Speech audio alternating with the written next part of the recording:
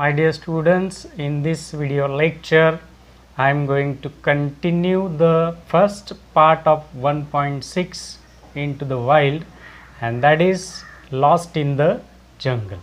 विद्यार्थी मित्रांनो, आतापर्यंत आपण अभ्यासलं की शेवटी लेखकांना किरण पुरंदरे यांना राजू नावाचा तो एक व्यक्ती त्या ठिकाणी दिसला ज्याच्या हातात काठी होती आणि लेपर्डच्या आवाजाने दोघेही भयभीत झाले, एकमेकांना भेटले आणि तिथून पुढे मार्गक्रमण करायला दोघांनी सुरुवात केली.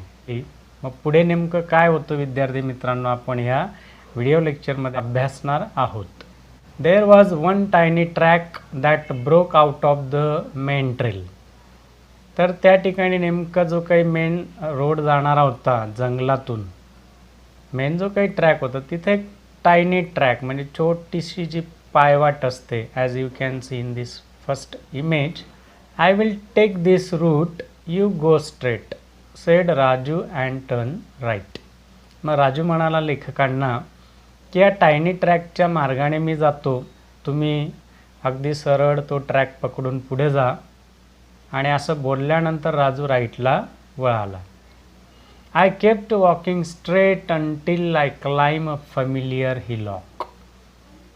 आता लेखक सरळ अगदी चालत राहिले आणि परिचित असलेल्या त्या हिलॉकवर, हिलॉक म्हणजे काय विद्यार्थी मित्रांनो, तर एक टेकडी, त्या टेकडीला इंग्लिशमध्ये हिलॉक म्हटलं जातं. आणि परिचित टेकडीवर ते चढले. I crossed the cement pillar and stone stacked by Forest Development Corporation to mark the boundary of the forest compartment. आणि मग काय झालं तर समोरच एक सिमेंट आणि स्टोनच्या साह्याने तयार केलेली एक बाउंड्री होती फॉरेस्ट डेव्हलपमेंट कॉर्पोरेशनद्वारा, आणि ती जणू काही एक फॉरेस्ट कंपार्टमेंटची बाउंड्री म्हणून त्या ठिकाणी होती. तर ती बाउंड्री म्हणजे ज्याला आपण सीमारेषा म्हणतो ती लेखकांनी क्रॉस केली. टूक अनदर ट्रेल, त्याच्यानंतर पुढची पाऊलवाट असेल त्या पाऊलवाटेवरनं ते पुढे जाऊ लागले. After climbing down walk across beautiful mahua tree loaded with reddish brown leaves.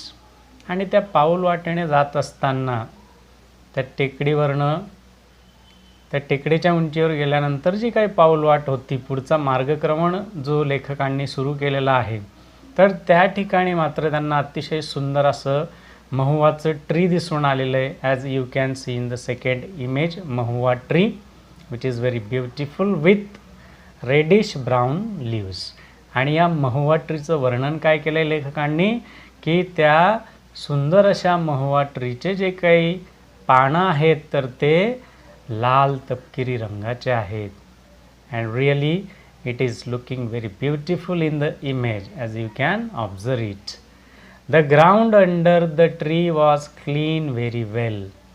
मात्र विद्यार्थी मित्रांनो, या महुआ ट्रीच्या झाडाखालचं जे काही ग्राउंड होतं ते अतिशय स्वच्छ होतं. It was very clean. The thought instantly flashed in my mind, I had lost my way. आणि अचानकपणे लेखकांच्या मनामध्ये एक विचार आला आणि त्यांच्या मनाला वाटलं की मी निश्चितच या जंगलामध्ये आता हरवलेलो आहे. Next moment I found another dusky trail. आणि दुसऱ्या क्षणी लगेचच त्यांना पुन्हा एक डस्की ट्रेल दिसून आला. म्हणजे काय, एक अंधुकसा जो काही पाऊलवाट जाते जंगलातले, as you can see in this image. It might be the time of evening. Hastily I took that trail which took me from a narrow gorge to an open field. आणि लेखकांनी घाईघाईने त्या पाऊलवाटेने चालायला सुरुवात केली.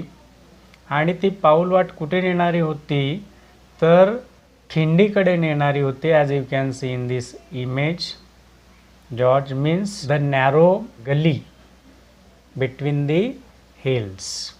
म्हणजे टेकड्यांमध्ये जो काही अरुंद रस्ता असतो विद्यार्थी मित्रांनो, त्याला आपण खिंड देखील म्हणतो. तर त्या खिंडीकडे नेणाऱ्या रस्त्याने ते मार्गक्रमण करू लागले आणि तो मार्ग मात्र त्यांना ओपन फील्डवर त्या ठिकाणी नेणारा होता. The area was surrounded by hillocks of dry deciduous tropical forest. आणि तो जो काही एरिया होता तर तो it was full of hillocks surrounding, पूर्णपणे टेकड्या, त्या ठिकाणी टेकड्यांनी सराउंडिंग असलेला तो एरिया होता. आणि त्या ठिकाणी जे काही वृक्ष होते विद्यार्थी मित्रांनो, तर ते डेसिडियस ट्रॉपिकल फॉरेस्ट होतं. म्हणजेच काय, तर पानझडी वृक्ष जे काय आपण म्हणतो अशा प्रकारचं ते forest. As you can see in the second image, पानं त्या ठिकाणी झाडांची गळून पडलेली आहेत. That is called deciduous tropical forest. I turn back to spot the sun. मागे वळून लेखकांनी पाहिलं तर त्यांना सूर्यास्त होताना दिसून आला. As you can see in this image, the sun is melting, it means it is setting. Now the geographical west was set. आणि बॅक साईडला वळून बघितल्यानंतर लेखकांच्या लक्षात आलं की अरे, पश्चिमेस सूर्य आता मावळताना मला दिसून येतोय. It means it is the time of evening. The dusky trail had vanished. आणि तो जो काही मार्ग होता विद्यार्थी मित्रांनो, डस्की ट्रेल, तर तो सुद्धा कुठेतरी व्हॅनिश म्हणजे संपताना दिसून येतोय लेखकांना. Good havens, I was lost. आणि मग त्यांना वाटतं की अरे, मी खरोखर या जंगलामध्ये हरवलेलो आहे.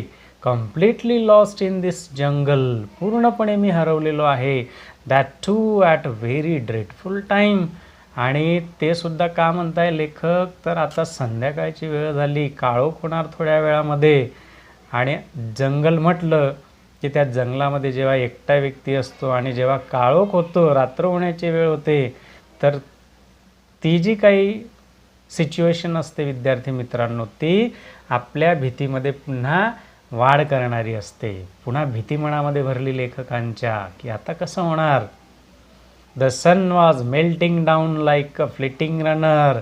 जसा एखादा धावपटू अगदी जलद गतीने धावतो, त्याच पद्धतीने जणू काही सूर्यास्त तेवढ्या स्पीडने होतोय.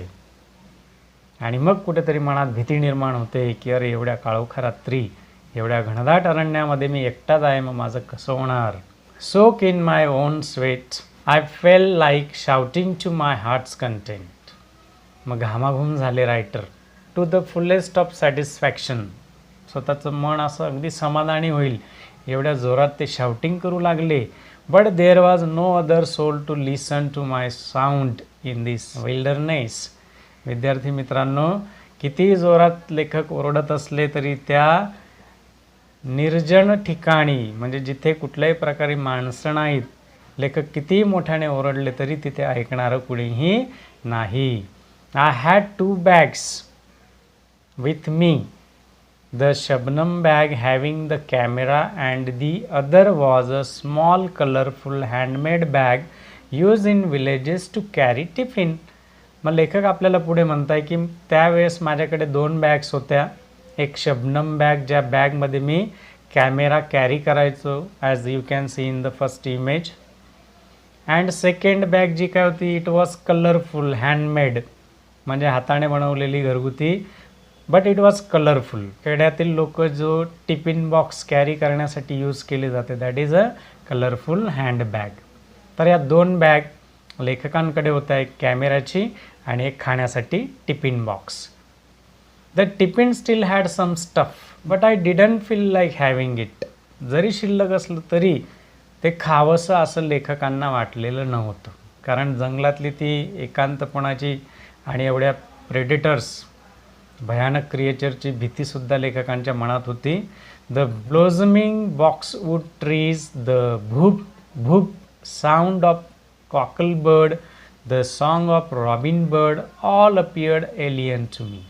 आणि या घनदाट अरण्यामध्ये जे काही ब्लोझमिंग बॉक्सवूड ट्रीज होते, त्याच्यावर कोकल बर्ड म्हणजे कुकूचाच एक प्रकार आहे, अशा प्रकारच्या पक्ष्यांचं जे काही आवाज, त्यांचं गाणं.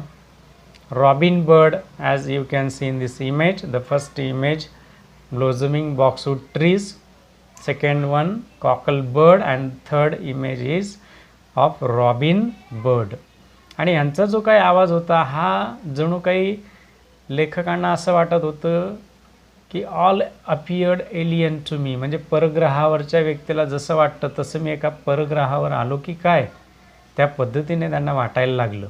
It was more than an hour and I was still there searching for suitable tree to climb and get secured. आता एका तासापेक्षा जास्त वेळ झाली होती आणि ह्या वेळेमध्ये लेखक सर्च करत होती की कुठल्या झाडावर, आता रात्र झाली म्हणून कुठेतरी मला स्वतःला प्रोटेक्ट करावं लागेल, मग स्वतःला सेक्युअर्ड करण्यासाठी उंच अशा झाडावर चढून आपण कुठेतरी थांबावं, त्यासाठी लेखक प्रयत्न करत होते.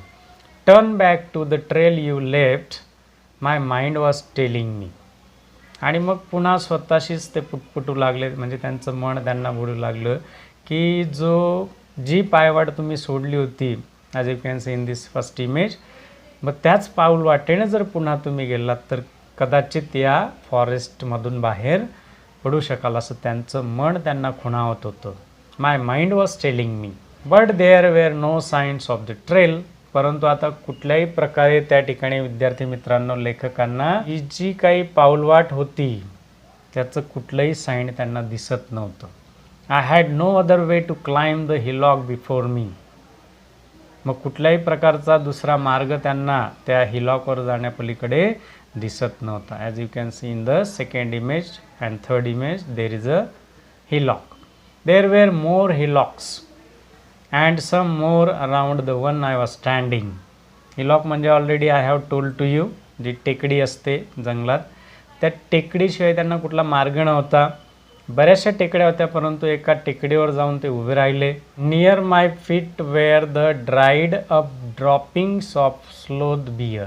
विद्यार्थी मित्रांनो, त्या ठिकाणी जवळपासच लेखकांना जी काही स्लोथ बियर होती, as you can see in this image, तर त्या स्लोथ बियरचं एक्स्ट्रॅक्ट म्हणजे जो स्कॅट आपण विष्ठा म्हणतो, in the first image you can C, तर ती विष्ठा त्यांना दिसून आली.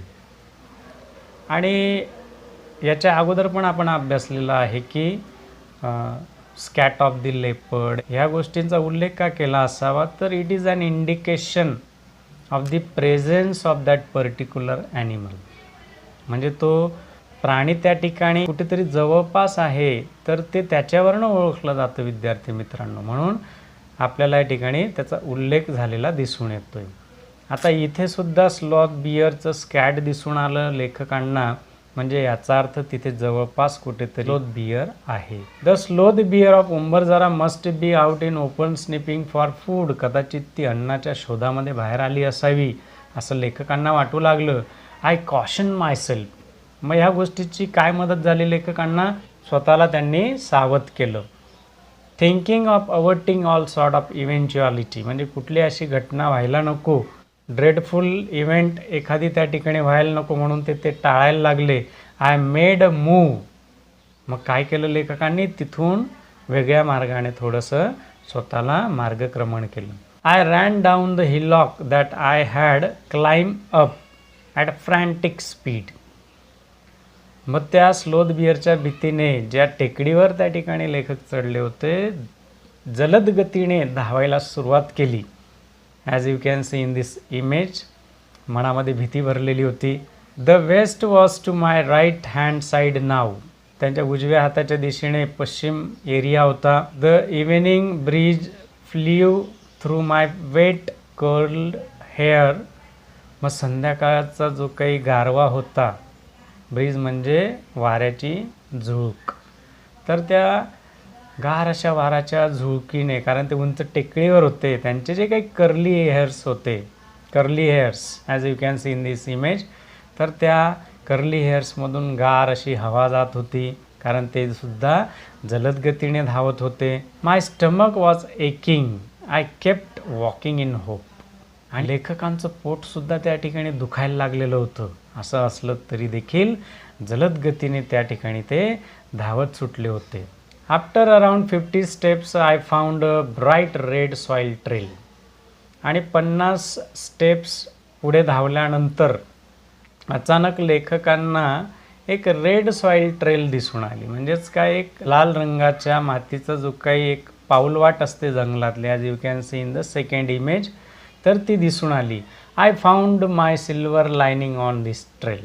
विद्यार्थी मित्रांनो, या ठिकाणी लेखकांनी काय म्हटलेलं, I found my silver lining on this trail. मग सिल्वर लायनिंग का म्हटलं? It is very important.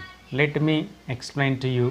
My dear students, we know that the writer had lost himself in the jungle and he was desperate to find a village and civilization. Then he found a red soil trail with the mark of bicycle wheel on it, and these marks of the bicycle shows that nearby there was a village, and that's why to the frightened writer this was like a silver lining to him. Now see, my dear students, again on this trail there was a mark of bicycle wheel on this trail. That's why this writer has called it a silver lining, because he guessed that nearby there is definitely a village, and he was in search of any village or civilization. That was a big consolation for me. आणि तिथेच त्या ठिकाणी लेखकांना स्वतःला त्या ठिकाणी त्यांनी सांत्वना केली की yes, now I am out of the forest, there must be a village nearby. म्हणजे खात्री झाली त्यांना की निश्चितच इथे कुठेतरी जवळपास एक खेडगाव असावं. As you can see in the first image, on the trail there are marks of bicycle. I assured myself, more questions resurfaced. How far is the village and where, in which direction.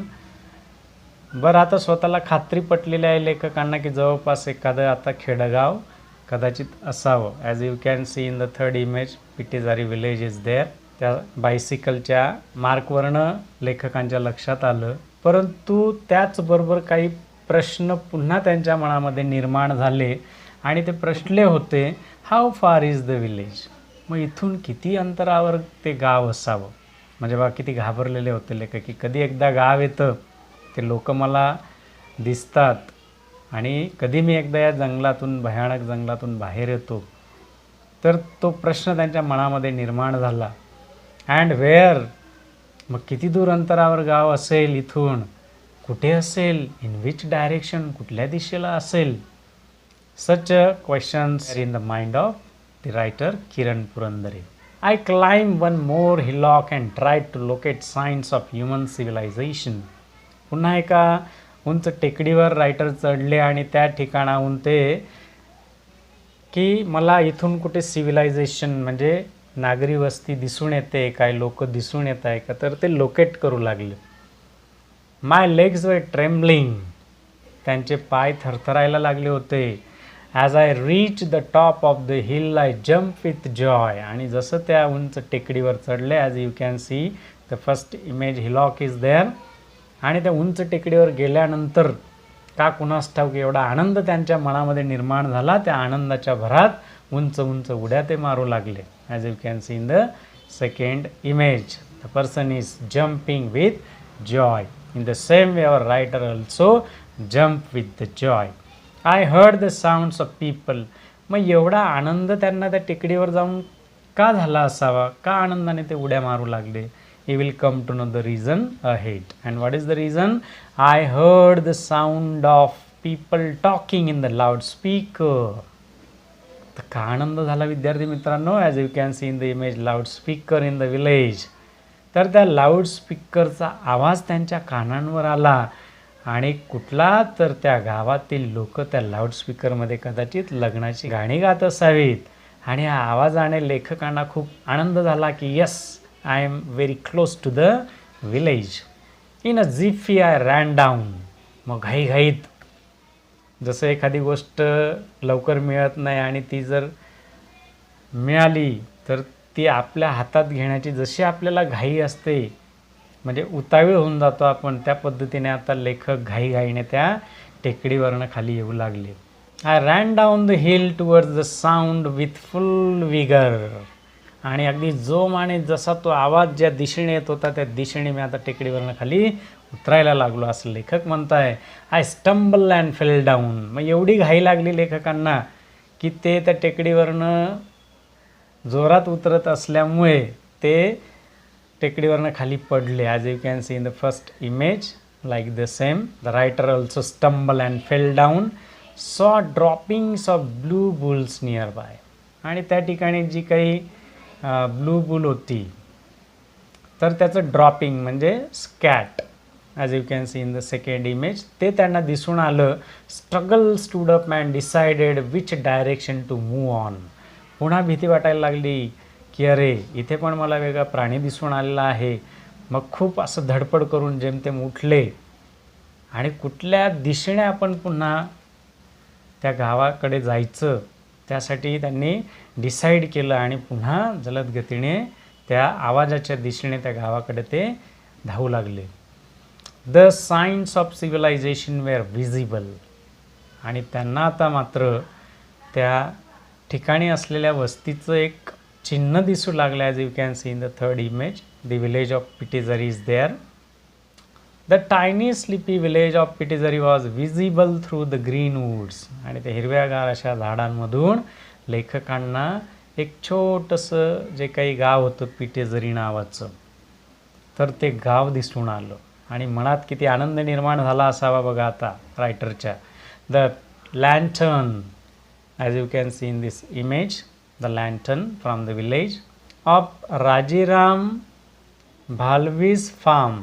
The loudspeaker installed for Keshav Bhalvij marriage all were in clear sight.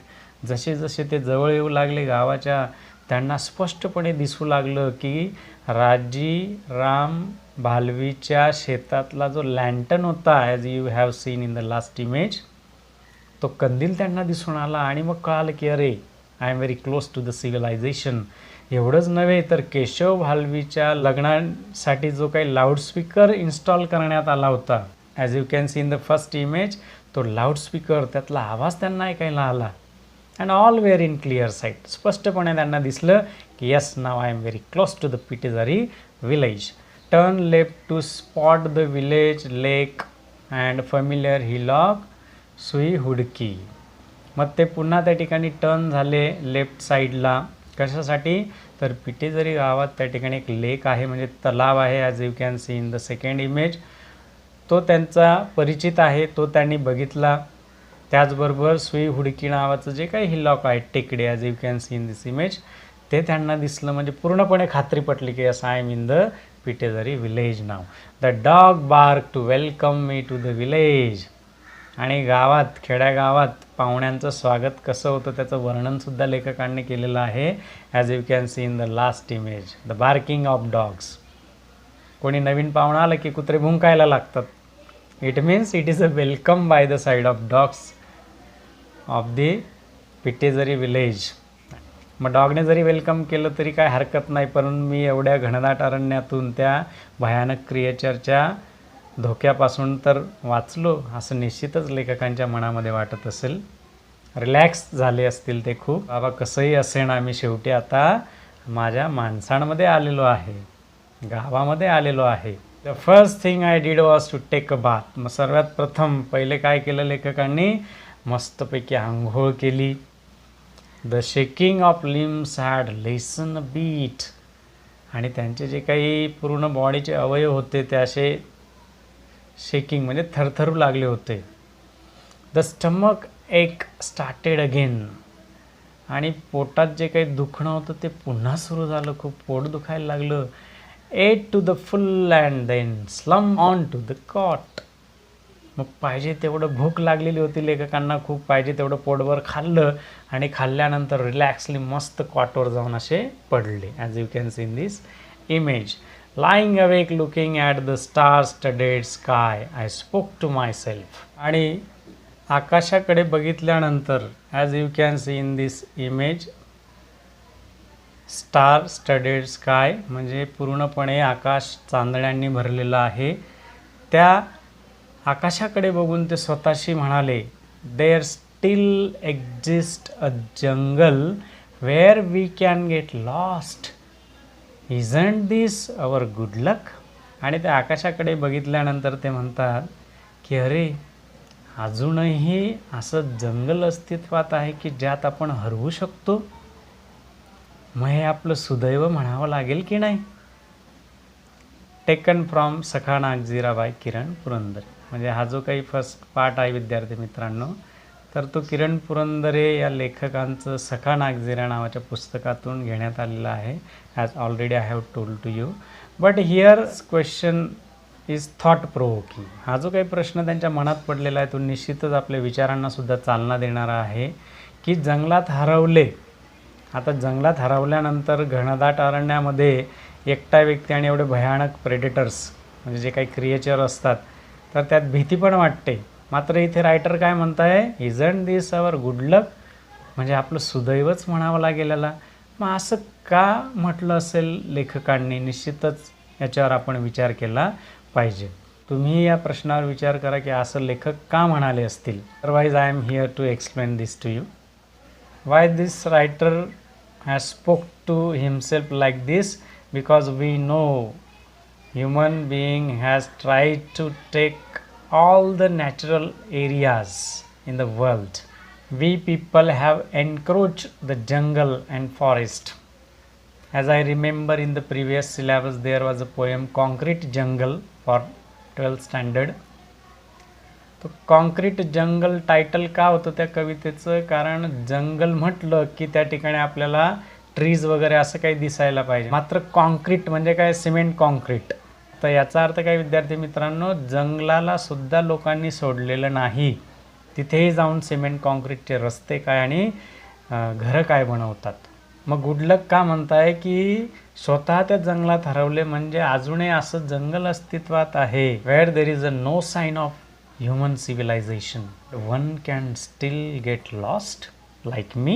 It clearly indicates, my dear students, means till today there are some areas which are untouched by the human and left to the nature. That is what the writer call it is our good luck. So I hope, my dear students, you have understood the first part of the 6th lesson.